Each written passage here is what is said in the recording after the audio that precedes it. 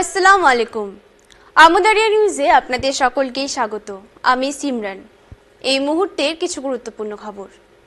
বড়দিনের ভাষণের যুদ্ধে বন্ধের আর্জি, গাজায় পণবন্দীদের মুক্তি দিতে অনুরোধ।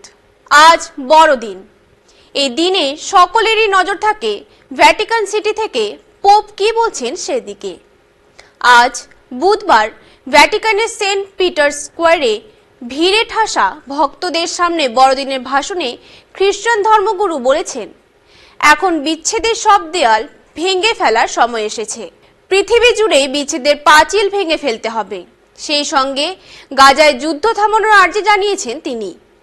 হামাসের হাতে বন্দী ইসরায়েলিদের মুক্তির অনুরোধ করেছেন। গত সপ্তাহে পোপ গাজায় ইসরায়েলের নিষ্ঠুরতার কথা বলে ইহুদিদের সমালোচনার মুখে পড়েন। এরপরে গাজায় হামাসের হাতে পণবন্দীদের মুক্তির কথা বলে পোপ ভারসাম্য রাখলেন বলে মনে করা হচ্ছে। এবার আসছি দ্বিতীয় খবরে। প্রিমিয়ার শোয়ে পদপিষ্ট হয়ে মৃতের পরিবারকে কোটি টাকা সহায়তা আল্লু অর্জুনের। তার পুষ্পা 2 সিনেমায় প্রিমিয়ারের ভিড়ে পদপিষ্ট হয়ে মৃতের পরিবার ও আহত বালকের পাশে দাঁড়ালেন আল্লু অর্জুন ও তার টিম।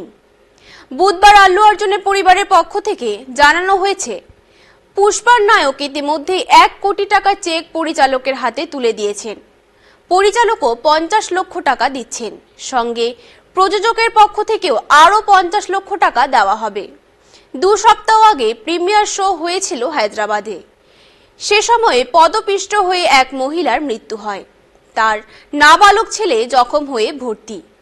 তা নিয়েই মামলা হওয়ায় 1 রাত পুষ্পার নায়ককে জেলে থাকতে হয়েছে। এখন এই পর্যন্তই। পরবর্তীতে আবার ফিরবো অন্য কোনো খবর নিয়ে। খুদা হাফেজ।